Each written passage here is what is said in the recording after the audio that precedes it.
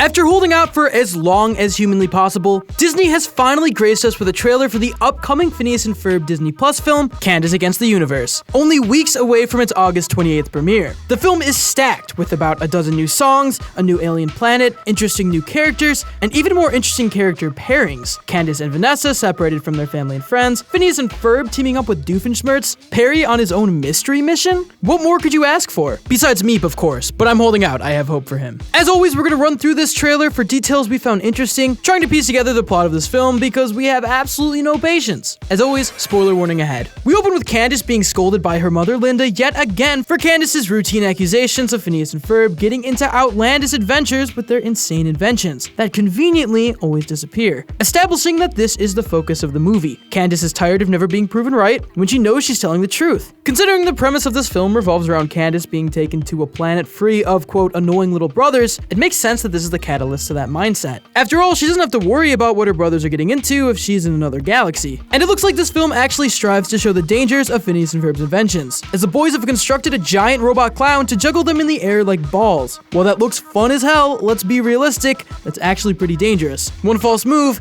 and you're looking like Gwen Stacy. This is important in order for the audience to properly empathize with Candace. I wouldn't be surprised if the goal of this movie is to tie up that loose end for the audience. Sure, we've had episodes like I Scream, You Scream, and Phineas and Ferb get busted, that shed some light on Candace's fixation towards her brothers, but this looks like it'll be a more intimate look into the mind of Candace Flynn. The giant robot clown suddenly shifts into what we can only describe as an animated fluffy substance, being pulled into a singular direction. In classic Phineas and Ferb fashion, we can assume this is the result of a Doofenshmirtz-inator, once again going astray and taking out Phineas and Ferb's morning project in seconds. The inator could actually be what ropes Vanessa into the story, as we see in a moment, but while all this is happening, Candace begs for her mother to turn around, only for Linda to do so once the window of busting opportunity has abruptly closed, a scenario we know all too well. Candace then mistakes a mysterious alien pod for another Phineas and Ferb invention, begging the question of how and why this pod arrived here in the first place, coinciding with the arrival of Vanessa Doofenshmirtz, known as the new Scooter, purple and black instead of purple and white, who again may have arrived due to whatever inator took out Phineas and Ferb's juggling clown contraption.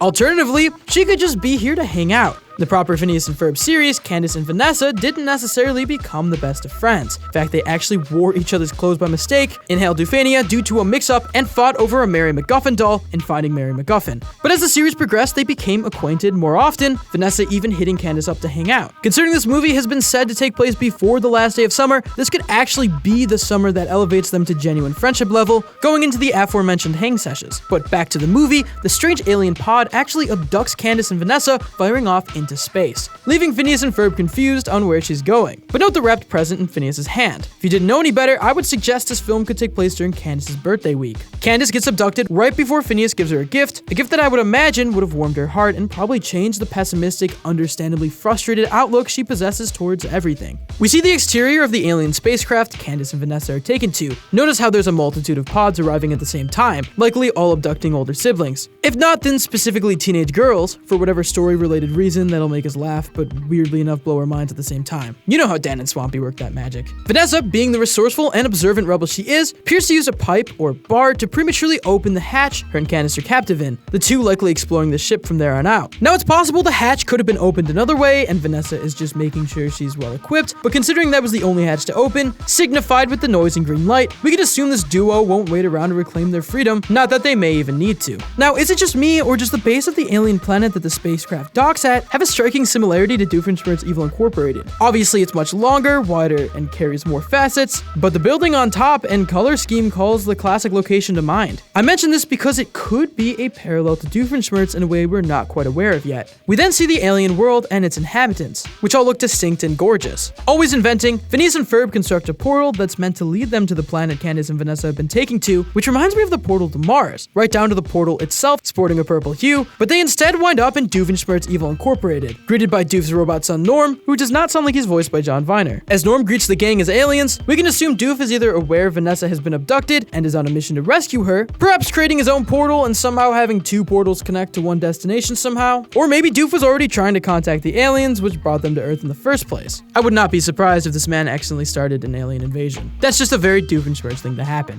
As Phineas speaks about needing a plan to rescue Candace, we're shown probably one of the most spoilery shots of the film. Candace handcuffed and making a motion that seems to be that of jogging on a treadmill. The big twist of her subplot being that the alien utopia, free of little brothers, actually preys on older siblings for reasons not yet known. Doof takes the gang into space in an unexpected but very welcome team-up with his galactic travelinator, which is just a spaceship. But hey, maybe something about it does annihilate. Also, the ship looks like it has a face, which I think is just really neat. As Phineas exclaims, "Ferb, I know what we're going to do today," in all his glory, we can spot the likely name and location of the planet Candace and Vanessa have been taking to, that I'm going to pronounce no matter how goofy I feel, Fibla Ut in the Vroblock cluster. You know the place. Showing us as little of the bigger story as possible, we're shown a quick space escapade with an iron barrier which, according to Belgique, can fry all the electronics on the ship and strand the gang in space, which Doof was surprised to learn, a detail I'd argue is heartwarming, as we get to see how Doof bounces off the main cast in a more direct way. Everyone has something to learn. Also, notice Isabella next to Doof on the ship, maybe as a co-pilot, but more importantly, I think this shows Isabella's initiative as a fireside girl. They're definitely going to have some jokes about a space badge. At some point, the gang does make it onto the ship that Candace was on. Whether it's before or after her arrival on the planet, we are unsure of, but they end up getting the boot off the ship and are sent flying into the sky. Two things here. First of all, notice the abundance of Earth objects that flew off the ship with them. This could be a result of what the captives were doing before being abducted. Also, Doof isn't with them here, which means at some point he'll get separated during his mission to save Vanessa. Likely so the film could introduce whoever the big antagonist ends up being through hilarious interactions with Doof. However, considering the blue sky, alongside a shot towards the end of this trailer,